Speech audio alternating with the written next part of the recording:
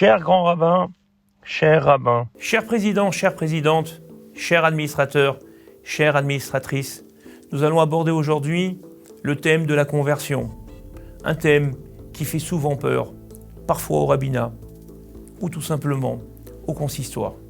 Je pense que cette problématique est quelque chose de présent dans nos communautés, dans nos familles et dans les associations que nous côtoyons. Que devons-nous faire pour ces enfants? Les enfants notamment, je ne parle pas de la conversion car aujourd'hui le consistoire de Paris assure une conversion dont le processus est clair. Il y a donc aujourd'hui un accueil des candidats à la conversion lorsqu'il y a un mariage mixte qui est très bien géré.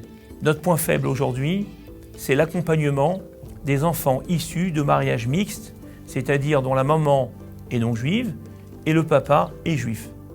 Pour cela, je propose le contrat de confiance en mettant un cursus halachique de la conversion de cet enfant, bien entendu recevant d'abord les parents, puisque souvent on a affaire à une maman qui ne veut pas se convertir et comme vous le savez, nous ne pourrons pas obliger quelqu'un à adhérer à quelque chose d'aussi important que celle de devenir juif. Donc s'il n'y a pas d'adhésion, il n'y a pas de conversion, c'est d'ailleurs la première question que l'on demande à un converti. Veux-tu épouser le destin du peuple juif? S'il dit non, il ne pourra pas être converti même s'il connaît toutes les lois à la perfection, s'il connaît le Talmud par cœur, il ne peut pas devenir juif. Pour cela, je demande à la maman si elle veut bien accompagner son enfant dans ce cursus halachique de conversion. C'est quoi accompagner un enfant? C'est par exemple si demain, lorsque cet enfant va écouter des cours et que tout d'un coup, lui vienne l'envie de manger kasher, est-ce que vous, madame, vous êtes prêt à acheter du kasher? Alors, effectivement, parfois j'ai des femmes qui me disent non et malheureusement, quelquefois, j'ai des maris qui m'ont dit non. Dans ce cas-là, que pouvons-nous faire? Les accompagner, oui, mais comment? Je propose donc ce contrat de confiance que j'ai déjà mis en place, qui marche, qui a fait ses preuves et qui a des effets incroyables.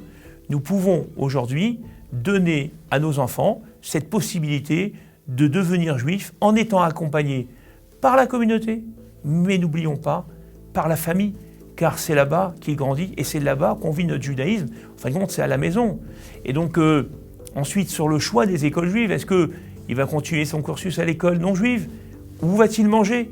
Et donc, c'est comme ça qu'on doit accompagner. Au fur et à mesure, eh bien, on arrive à établir de vrais ponts, un vrai lien, et ensemble, on arrive sans cesse à trouver des solutions qui sont harmonieuses pour la famille, pour la communauté, mais surtout pour cet enfant qui porte un nom juif et dont on lui dit qu'il n'est pas juif. Ce traumatisme, nous devons le chasser de la tête de tous ces enfants pour leur ouvrir nos portes. Ouvrons nos portes sans transiger, sans brader le judaïsme, en gardant notre judaïsme haut et fort, la fierté de ce que nous sommes, la transmettre, la donner et accompagner. Merci de m'avoir écouté. Nous nous reverrons dans une prochaine vidéo sur la thématique de la cacheroute.